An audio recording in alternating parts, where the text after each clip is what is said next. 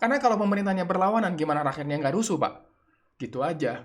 PSBB versus ojol. Guys, ini adalah salah satu hal yang paling harus diperhatikan oleh semua pihak. Di saat kita krisis corona sekarang dan PSBB diberlakukan di Jakarta, segera diberlakukan di Bogor, Depok, dan juga Bekasi kalau gue nggak salah ya. Tangerang belum ada kabarnya di saat gue bikin video ini. Jadi, di sini kita bakal bahas PSBB versus ojol secara objektif. Ingat, secara objektif, oke? Pertama-tama, sebelum gue membahas topik ini, gue bakalan menyampaikan apresiasi gue dulu terhadap ojol. Karena di saat yang krisis ini, teman-teman ojol di sana, di lapangan masih mampu membantu kita untuk memenuhi kebutuhan yang kita butuhkan. Let's say kita perlu nganter barang, segala macam, itu ada ojol. Kita nggak mau keluar untuk beli makan, ada ojol yang bisa bantu kita antar makanan. Jadi, itu totally harus di-appreciate, dan terima kasih banget ojol yang selalu stay strong, stay positif. Episode ini gue kasih nama, topiknya adalah topik objektif. Karena secara pribadi, gue orangnya suka berusaha berpikir secara objektif mengenai masalah-masalah yang ada. Dan ini merupakan salah satu hal yang menurut gue bisa kita kupas bareng-bareng. Kita bisa obrolin bareng-bareng. Dan di episode kali ini, gue bakalan menyampaikan ide gue tentang PSBB versus ojol ini seperti apa. Dan kalau kalian punya ide kalian sendiri, kalian punya pendapat kalian sendiri, semoga yang konstruktif. Karena kita pengen negara ini menjadi lebih baik, kita harus menjadi lebih kuat dalam melewati krisis ini secara bersama-sama. Nah, PSBB yang baru diberlakukan di awal minggu ini, itu melarang ojol untuk mengangkut penumpang, gitu ya. Sedangkan untuk mobil, itu ada persyaratannya cuma 50% dari kapasitas mobil. Dengan jarak 1 meter segala macam, ribet banget gitu ya. Dan tentu, ini meresahkan ojol banget. Ya, sebelum ada PSBB pun, sebelum ada larangan mengangkut penumpang pun, ojol omsetnya pasti udah turun drastis karena sekolah diliburkan, orang yang ngantor banyak yang working from home, kerja dari rumah, remote, dan banyak yang kena PHK juga, nggak bisa kerja gitu bahkan ya. Dan itu udah turun gitu guys. Dengan adanya PSBB itu totally mematikan jumlah omset yang bisa mereka dapatkan dari aplikasi provider. Karena GoRide dan GrabBike ya, itu dua-duanya langsung dimatikan oleh pihak aplikasi. Sehingga ya otomatis nggak ada orderan dari penurunan yang sebagian yang awalnya karena penurunan karena orang-orang nggak sekolah, nggak kerja gitu kan. Ini benar-benar jadi nol, dipaksa. Orang mau kerja naik Grab, naik Gojek pun nggak bisa sekarang. Dan itu meresahkan banget dan tentu menjadi adanya gejolak. Nah, ada beberapa video gue lihat di sosial media yang tentang ancaman, ya, ancaman dari beberapa komunitas ojol. Dan gue harap ini tidak menjadi kericuhan. Gue harap kita tetap damai untuk melewati masalah ini. Oke.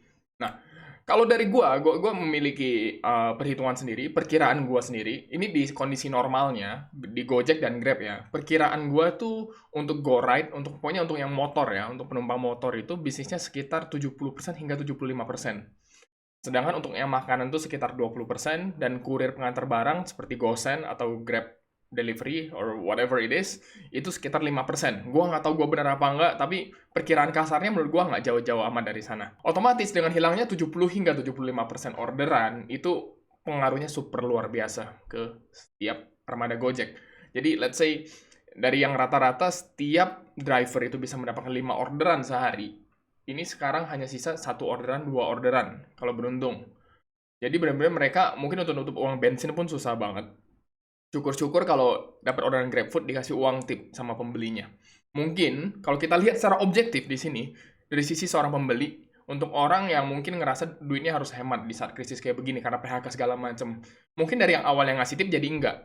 Dan jujur dari gua bukannya mau humble bragging atau apa, gua malah berusaha ngasih tip lebih dalam tahap krisis seperti ini. Jadi gua harap buat teman-teman di luar sana yang mampu, yang pesen GrabFood atau pesen apapun minta bantuan dari ojol, jangan pelit-pelit, kasih lebih. Selama kalian punya lebih, kasih lebih. Karena ekonomi harus berjalan, mereka butuh makan, mereka mencari nafkah untuk keluarganya. 70% hingga 75% bisnis hilang, gua katakan. Tapi di sisi lain, Pak Luhut, Menteri kita, menandatangani sebuah peraturan ya terkait COVID ini yang berkonflik ya, bertabrakan dengan peraturan yang dibikin oleh Kemenkes.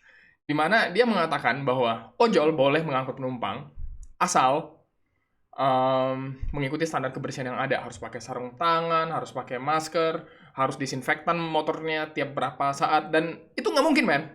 Itu benar-benar nggak mungkin. Kenapa gue katakan itu nggak mungkin? Karena tidak ada kita tidak memiliki operasional di lapangan untuk Gojek ataupun Grab ataupun dari pemerintahan yang memonitor itu proses yang impossible to be done, yang sulit banget dilakukan dalam hitungan minggu, bulan, karena ini keputusan PSBB datang secara mendadak.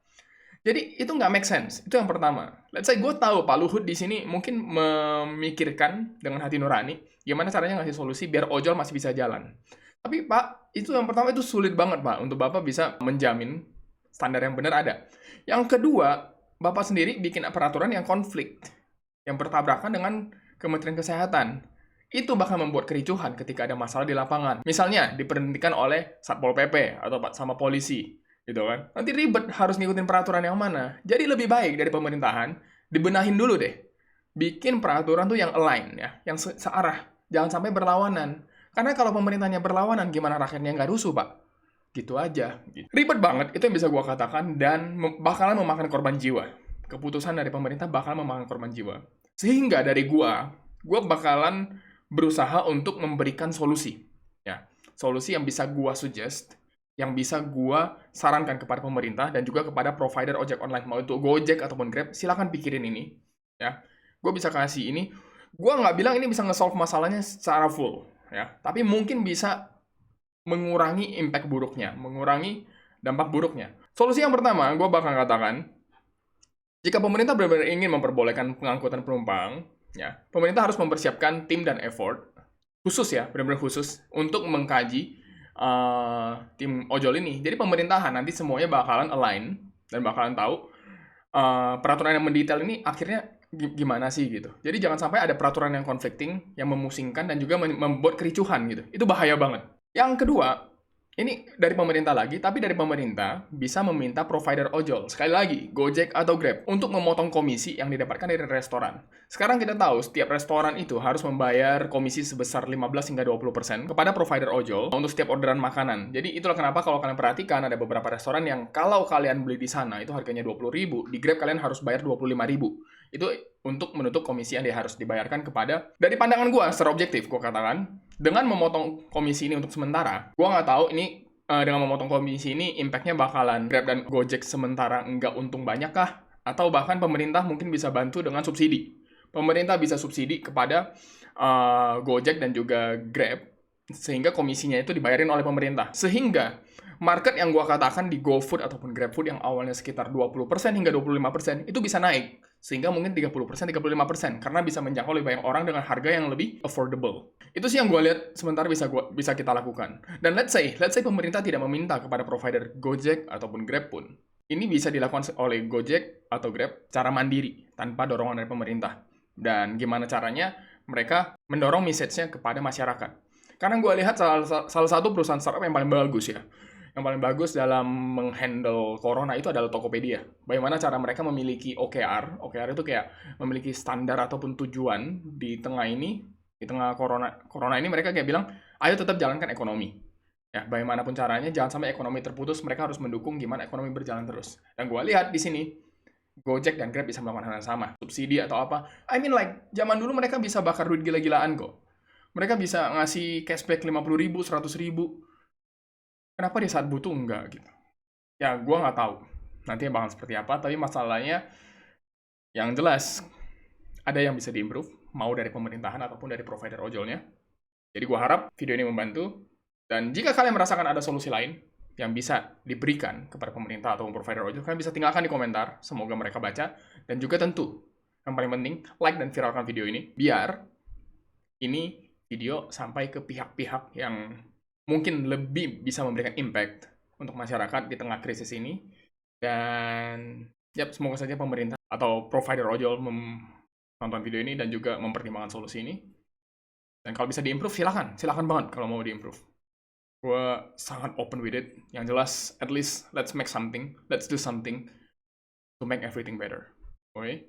Jadi untuk teman-teman di luar sana, siapapun, termasuk teman-teman saya yang saya katakan teman-teman ojol, yang stay positif, stay strong, tetap lakukan yang terbaik, dan saya mengharapkan semoga pahalanya dan juga kerja kerasnya nggak sia-sia.